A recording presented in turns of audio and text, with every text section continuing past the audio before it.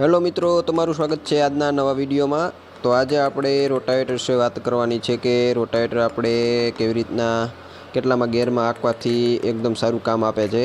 તો વિડીયોમાં છેલ્લે સુધી બન્યા રહ્યો, જો હું તમને બતાવીશ કે રોટાવેટર કેવી રીતના આપણે હાંકવું। તો મિત્રો તમે જોવો આપણે કેવી રીતના રોટાવેટર હાંકીએ છીએ। આપણે રોટાવેટર પહેલાં તો લો બીજામાં હાંકીએ છીએ, કારણ કે આ ઘઉંવાળું પડું છે અને બરાબર સડવું નથી, એટલે લો બીજામાં હાંકીએ છીએ। તમે જો આપણે આ રોટાવેટરમાં આગળ પતરું ફિટ કરાવેલું છે જેથી ધૂળ ઓછી ઉડે, અને કારણ કે અત્યારે ઘઉંવાળા પડા હોય એટલે ધૂળ બહુ ઉડે છે। તમે જુઓ કે આ કેવી રીતના કટિંગ કરે છે, બહુ સારું કટિંગ કરે છે, સાવ ઝીણું કટિંગ કરી નાખે લોટ જેવું।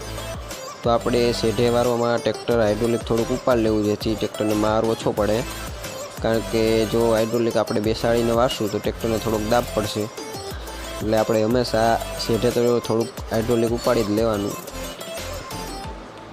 આપણે જો લો પહેલાંમાં હાંકીએ તો એવરેજ આપણે આવે કલાકે 1.5 વીઘા જેવી, અને જો આપણે લો બીજામાં હાંકીએ તો આપણે કલાકે 2-2.5 વીઘા જેવી એવરેજ આવે।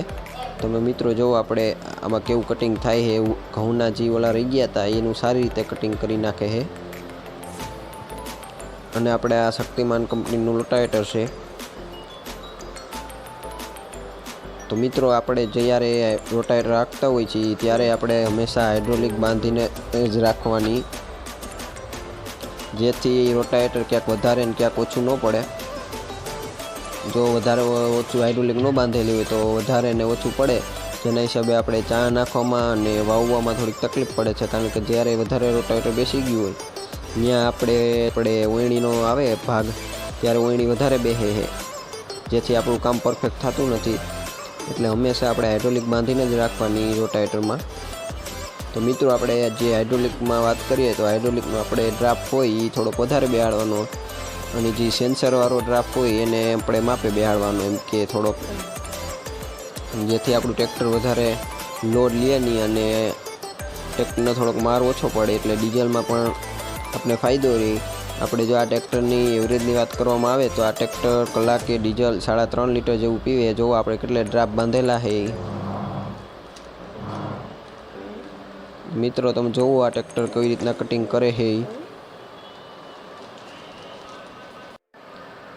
તો મિત્રો ટ્રેક્ટરના આપણે આરપીએમની વાત કરીએ તો રોટાવેટરમાં આપણે ટ્રેક્ટરના આરપીએમ 14 થી 15ની વચમાં રાખવા, જેથી ટ્રેક્ટર ઓછું ગરમ થાય। જો વધારે રાખે તો ટ્રેક્ટર વધારે ગરમ થાય છે, એટલે આપણે ટ્રેક્ટર